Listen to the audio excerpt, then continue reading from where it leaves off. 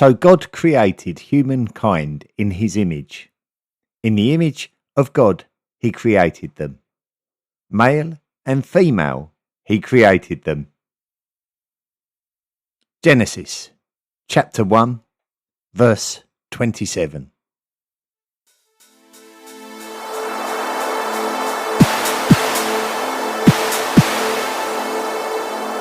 This is the History of the World podcast. Written and presented by Chris Hasler. Volume 1, The Prehistoric World. Episode 1, The Introduction.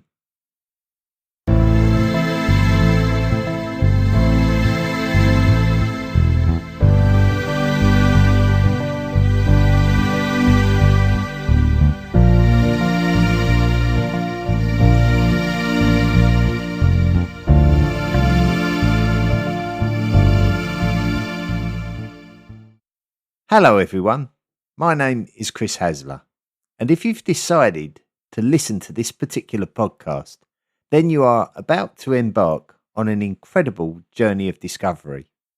This is the chronological history of the world in podcast form.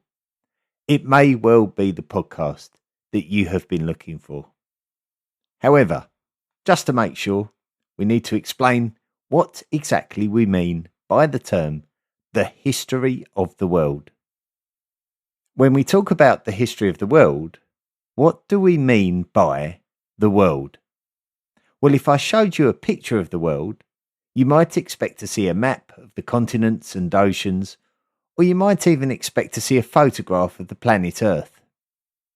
When you refer to the dictionary, the explanation is the Earth together with all of its countries and peoples. This definition actually talks about planet Earth in its current condition because, of course, if we go far enough back in history, countries and peoples haven't always existed. So there is a very definitive distinction between planet Earth and the world. If I want to describe a history of the world, I want to describe how the modern societies of our world have formed. And I want to describe the journey of its peoples. The modern world has been profoundly shaped by industrialization, colonialism, globalization, and the two world wars. Those conflicts dealt with tensions escalating through economic competition, and they taught us all that our lives would be better enriched if we looked to work together in an increasingly globalised world.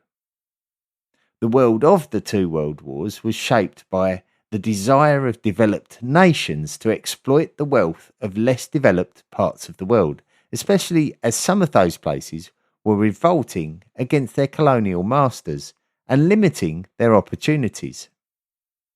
The world of developing nations was shaped by cultural, spiritual, and technological enlightenment, which would multiply the usefulness of resources in the wealthiest nations. The world of enlightenment was shaped by the formation of modern states that would build large urban settlements and observe mainstream continental religions. The world of modern states was shaped by the advancement of the academically and politically advanced empires of the classical world. The classical world was shaped by the first major urban cultures who mastered agriculture and irrigation and developed the earliest writing systems. The world of the first urban societies was shaped by the intelligence of the modern human being. Modern humans gradually evolved advanced self-awareness, communication, and abstract thought, processed with a desire to find a purpose on this planet. So this history of the world starts right back at the evolution of humans.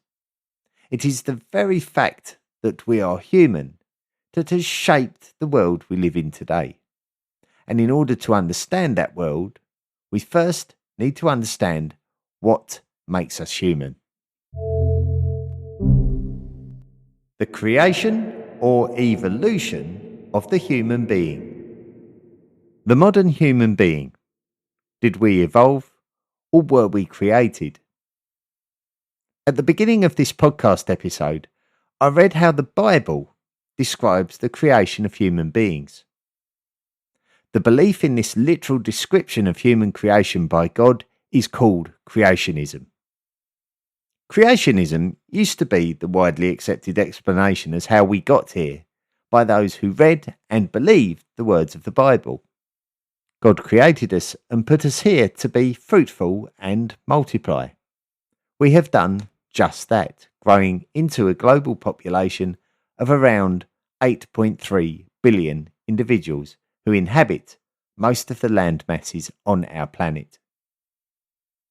The historical contention arose through waves of support for the scientific theory that God did not create humans on the sixth day, and that human beings instead evolved from an earlier non-human animal over a vast expanse of time. Now, I could at this point go straight into the story of Charles Darwin, the English naturalist, who in the 19th century published the most famous book on this very subject of evolution by means of natural selection. He can certainly be described as the primary figurehead for evolutionary theory.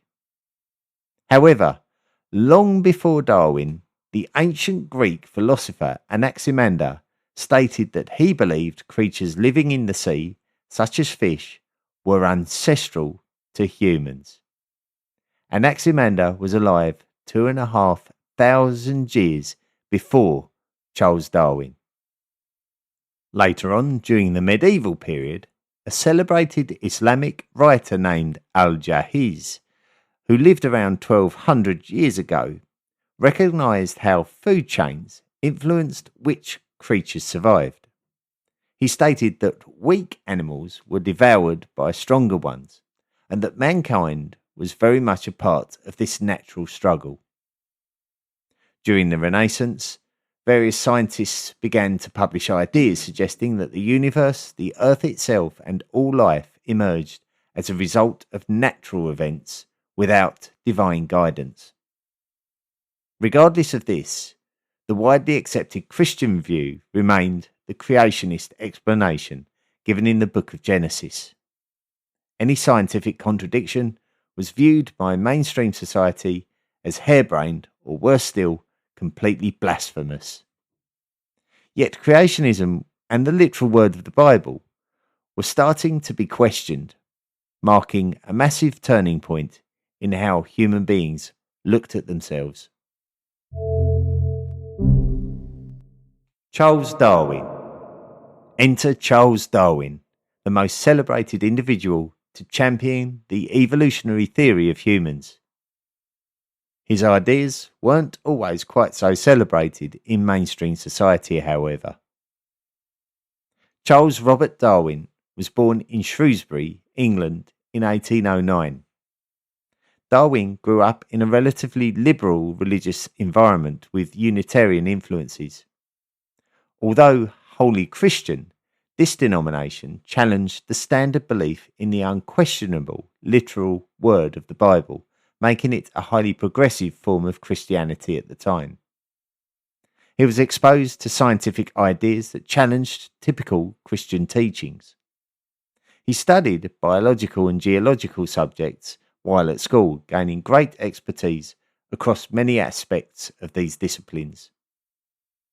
When Charles Darwin came onto the scientific scene in the 19th century, he entered a world where the evolutionary discussion had already been animated by his own grandfather, Erasmus Darwin, among others. Theories were already being thrown around about natural pressures being responsible for physical change.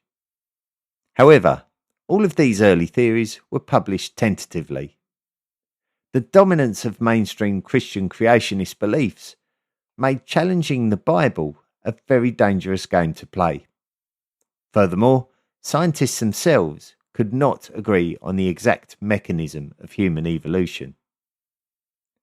What Charles Darwin did was piece together all of these exist in threads and made sense of them through his own meticulous observations. He championed the idea of natural conditions forcing the fittest of a species to survive and evolve into a new species, while less adapted animals disappeared into the oblivion of extinction. Darwin's work was so well thought out and heavily demonstrated that it posed a monumental challenge to the creationist view.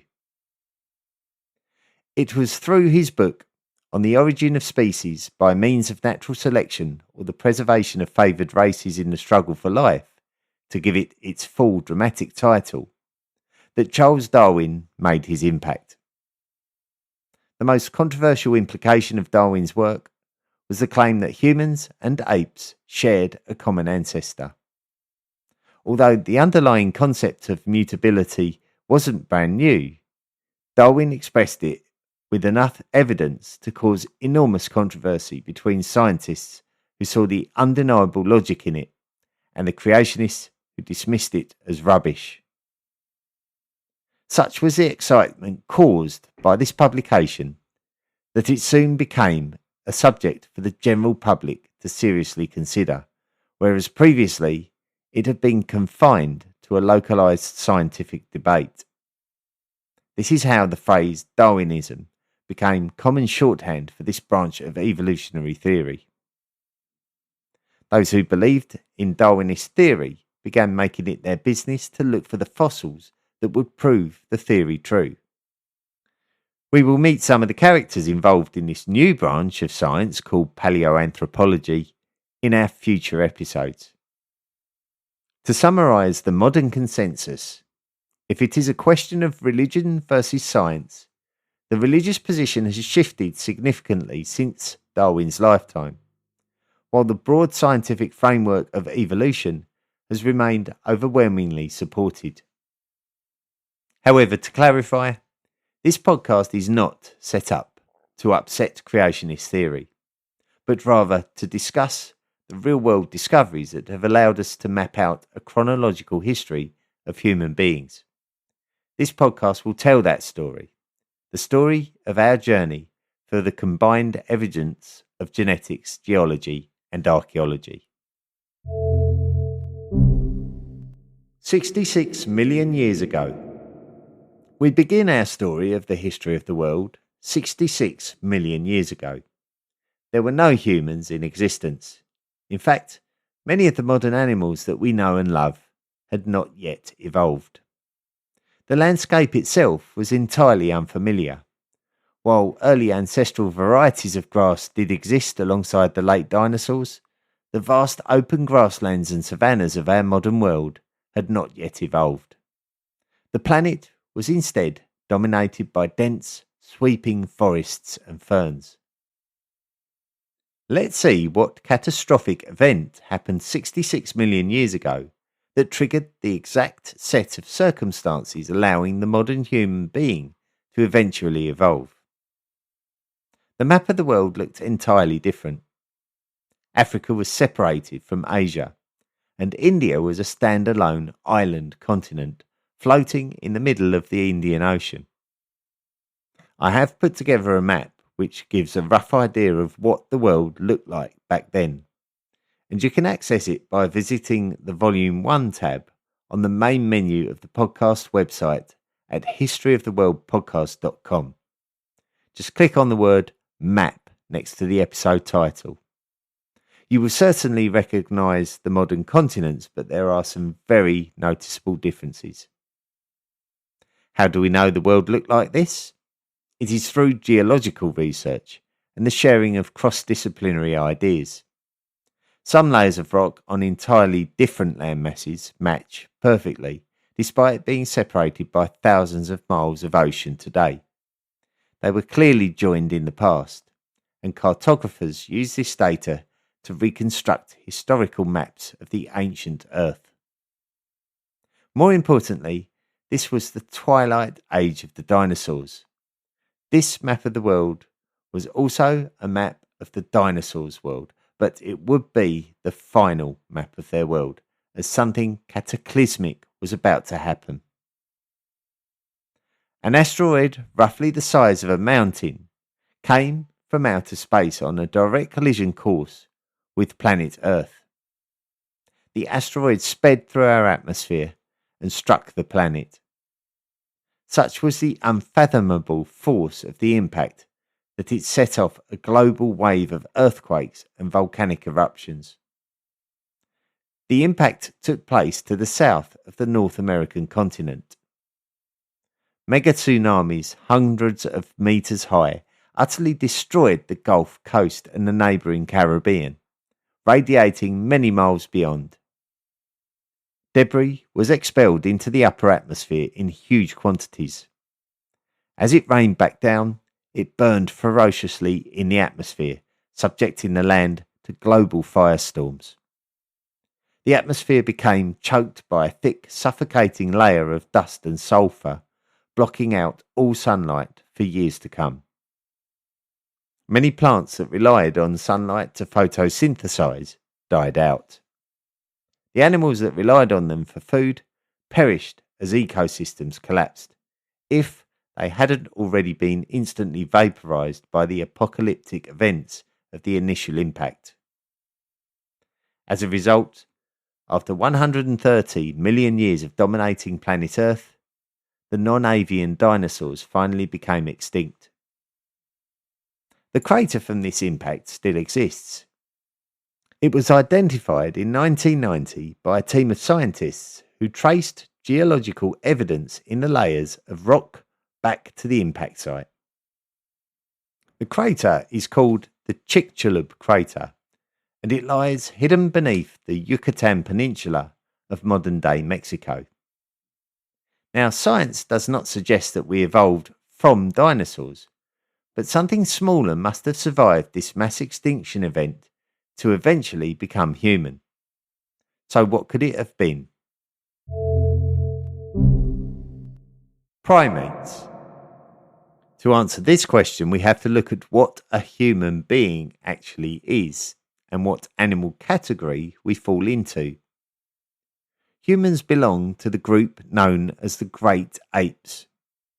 The great apes alive on Earth today are orangutans, gorillas, chimpanzees, and us.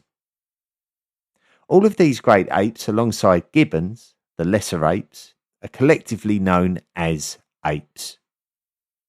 Group all of the apes together with the Old World and New World monkeys, and we are known as simians.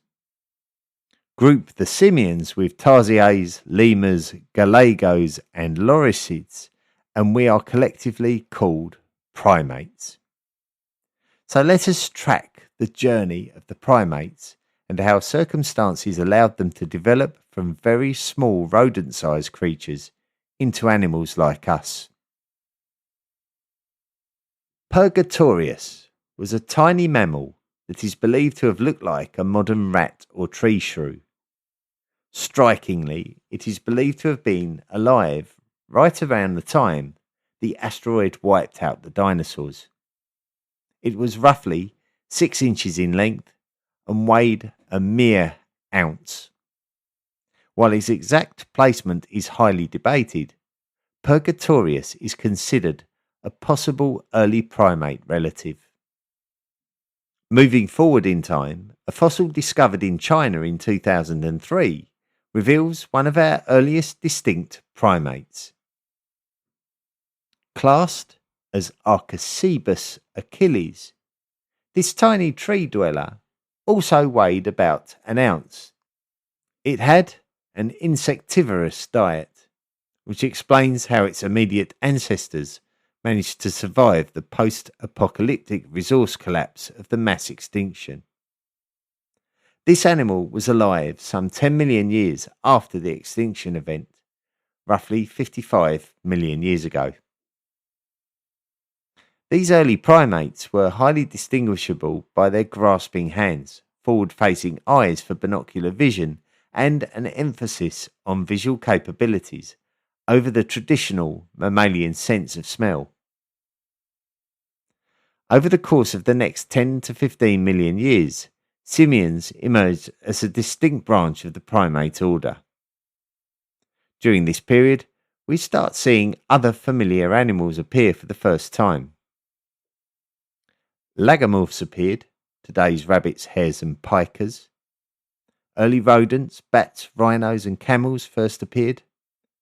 Early whales started returning to the oceans, and the Indian subcontinent slowly approached Asia, beginning the epic collision that would ultimately create the Himalayan mountain range. Mammals were growing larger and diversifying rapidly, successfully supplanting the dinosaurs as the dominant terrestrial animals on the planet. Those simians evolving in Africa and Eurasia are thought of as the Old World simians. From this group, the apes became distinct possibly around 20 million years ago. By this time, Africa had linked up with the Eurasian landmass, allowing for easy migration between the two continents. We are now within the most recent 20 million years. Quite early in this period, the great apes diversified from the lesser apes. As the living great apes, the orangutan, gorilla, chimpanzee, and human speciated, the orangutan split first, followed by the gorilla, and finally by the chimpanzee. This means the chimpanzee is our closest living genetic relative on the planet.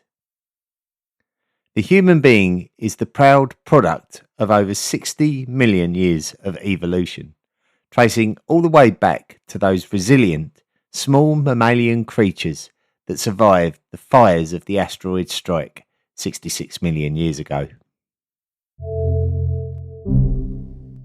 Chimpanzee human last common ancestor.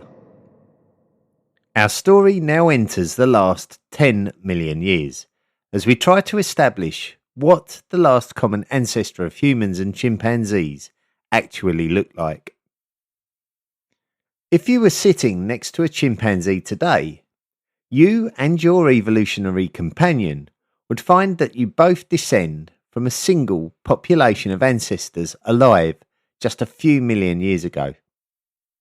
In the grand family tree of life on Earth, you and your chimpanzee friend are incredibly closely related, fully justified in calling each other evolutionary cousins.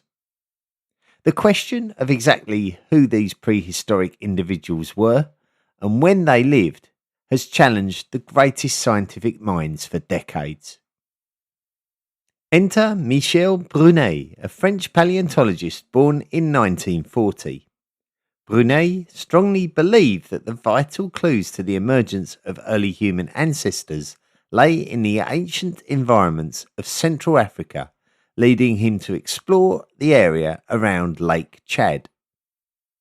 Conducting research in the Durab Desert, Brunet and his colleagues made a groundbreaking discovery between 2001 and 2002, fossils dating back nearly 6 to 7 million years.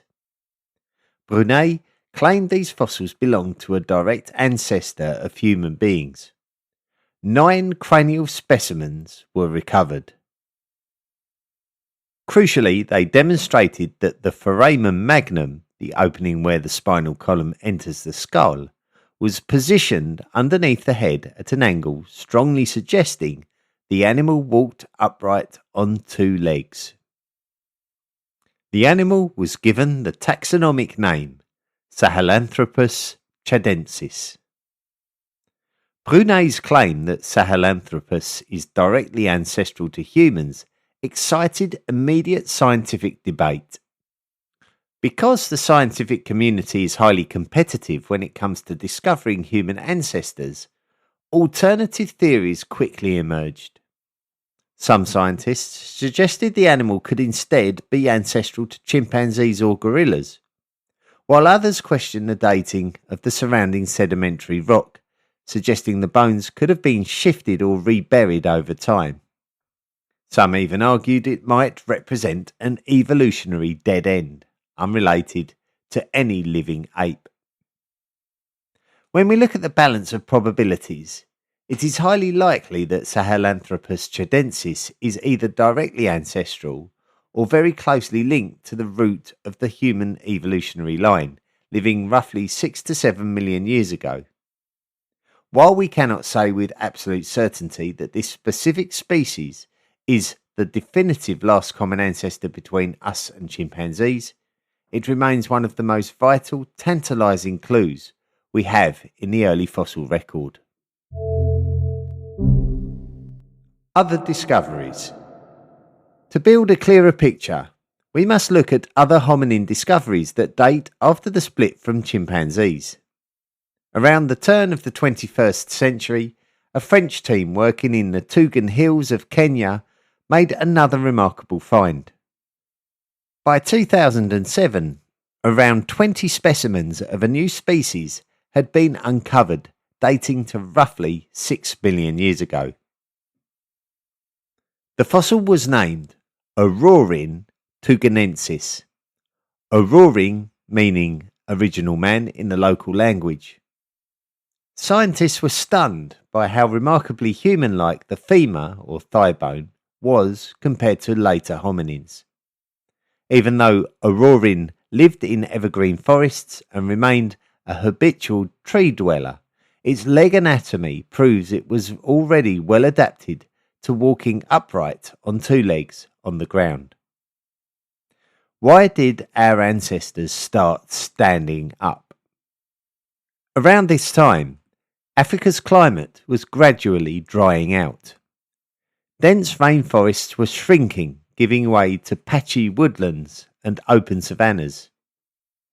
Our ancestors were encouraged to travel across open ground between clusters of trees to find food, making the energy-efficient posture of walking on two legs a massive evolutionary advantage. Moving forward to the period between 6 and 4 million years ago, we encounter a milestone discovery made in 1992 by the famed American paleoanthropologist Tim D. White. His team uncovered 17 fossils belonging to a new species in the Afar Depression of Ethiopia. The incredible thing about this discovery was its age, 4.4 million years old.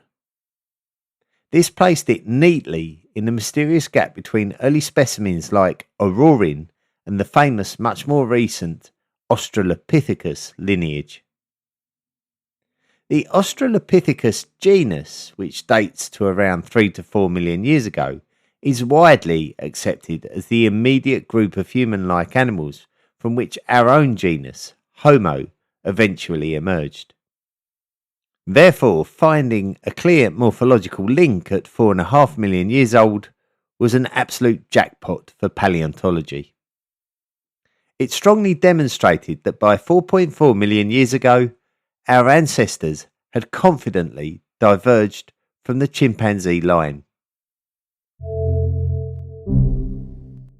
Ardi. Let's take a closer look at this 4.4 million year old creature. Tim D. White felt the unique anatomy of these Ethiopian fossils warranted an entirely new genus name, Ardipithecus, with Ardi being the local Afar word for ground or floor. Just a couple of years after the initial discovery, an Ethiopian member of White's team, Johannes Haile Selassie, spotted a fossilized hand bone that uncovered a near-complete skeleton. Comprising 125 individual bones, this specimen was categorized as Ardipithecus ramidus and affectionately nicknamed Ardi. Discovered in Aramis, Ethiopia, Ardi provides us with an incredibly vivid picture of our deep past. Ardi was female, standing just shy of 4 feet tall. She represents the ultimate bridge species. Her feet featured a fully opposable big toe, like a thumb on a foot, designed for expertly gripping tree branches. Yet her pelvis was structured so that when she came down to the ground, she could walk upright. Her dental wear shows that her favourite foods were fruits, nuts, and forest tubers. While classed as an Ardipithecus and not an Australopithecus, Ardi is structurally recognised as an early member of the broader evolutionary group known as the Australopithecines. This term describes the extinct hominins that belong to our specific human clade, representing the lineage that flourished right after our ancestors parted ways with chimpanzees. The transition from Ardipithecus to Australopithecus can be confusing, but it represents the beautiful continuous gradient of evolution. In our next episode, we will step firmly into the world of the true Australopithecines, where we will meet legendary fossils like Lucy and explore how our ancestors became increasingly adapted to life on the ground.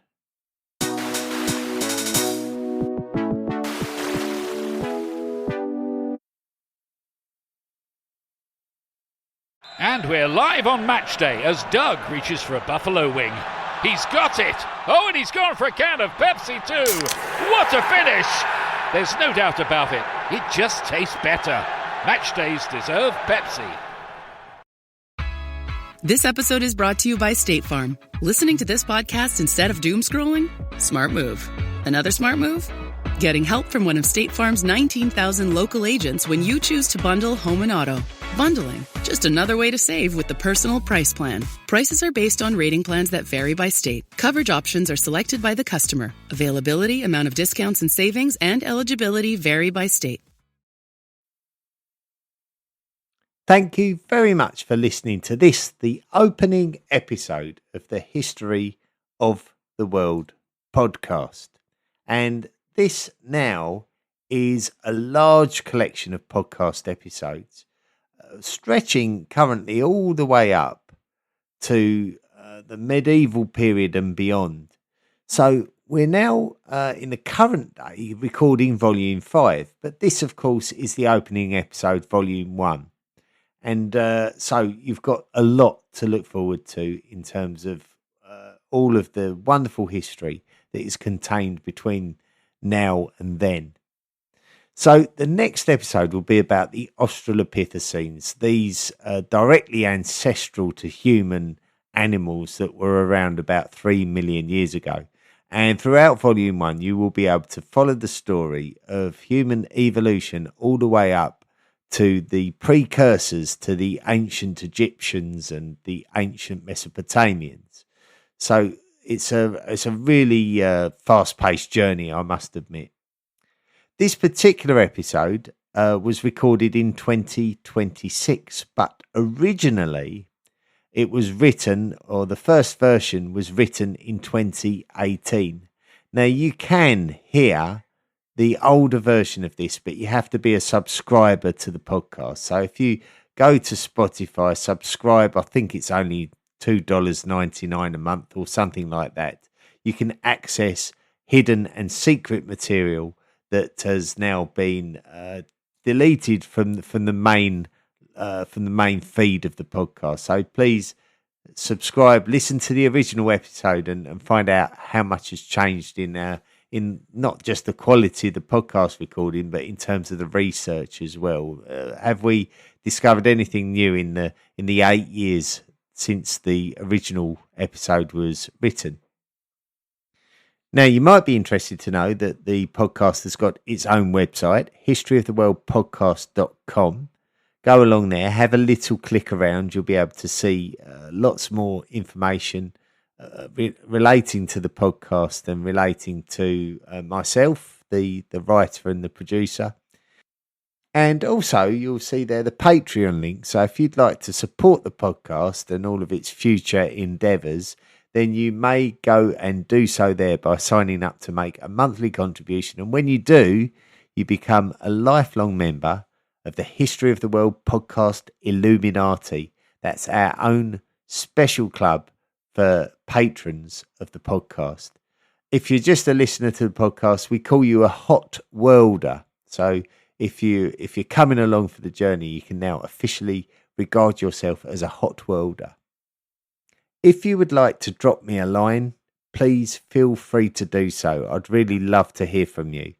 The email address is historyoftheworldpodcast@mail.com. MAIL. historyoftheworldpodcast@mail.com. I'll be looking forward to hearing from you. And as ever, I will read out all of your correspondence, provided it's clean and not politically incriminating. I'll be happy to read it out. Anyway, that's it for this particular episode. Next episode is the Australopithecines. So I'll look forward to seeing you there, back for that one. Until then, the instruction is be good. Uncovered windows can make your home feel up to 20 degrees hotter. Stay cool and save up to 50% off custom window treatments during the 4th of July mega sale at Blinds.com. From outdoor shades to room darkening blinds, finding the perfect fit is easy. Get free samples, expert design help, and professional measure and install services. Or DIY with confidence and support every step of the way. Shop up to 50% off site-wide, plus huge savings on doorbusters right now during the 4th of July mega sale at Blinds.com. You want to get your backyard summer ready, but you don't want to break the bank? Wayfair gets it. Planning on dining al fresco or relaxing poolside? Wayfair has everything you need to prep your space. Shop now and save up to 70% off during Wayfair's 4th of July clearance. Score huge deals on outdoor furniture, area rugs, and more. We're talking thousands of products for every style and budget. Plus, surprise flash deals July 6th. Don't wait. Shop Wayfair's 4th of July clearance now through July 6th at wayfair.com. Wayfair, every style, every home. There are two types of business owners, those who are busy and those who want to be busy. Toast is designed for both, with tools to keep you humming and help turn grind into growth. That's how you turn busy into business. Toast, built for busy. Are you enjoying the History of the World podcast? If so, visit historyoftheworldpodcast.com, click on the Patreon link, and sign up to make a monthly contribution. Follow the History of the World podcast on YouTube, Facebook, Instagram, TikTok, X, Threads, Tumblr, and Mastodon. And don't forget to look out for our sister podcast, History of the World Podcast Timelines. Thanks for listening.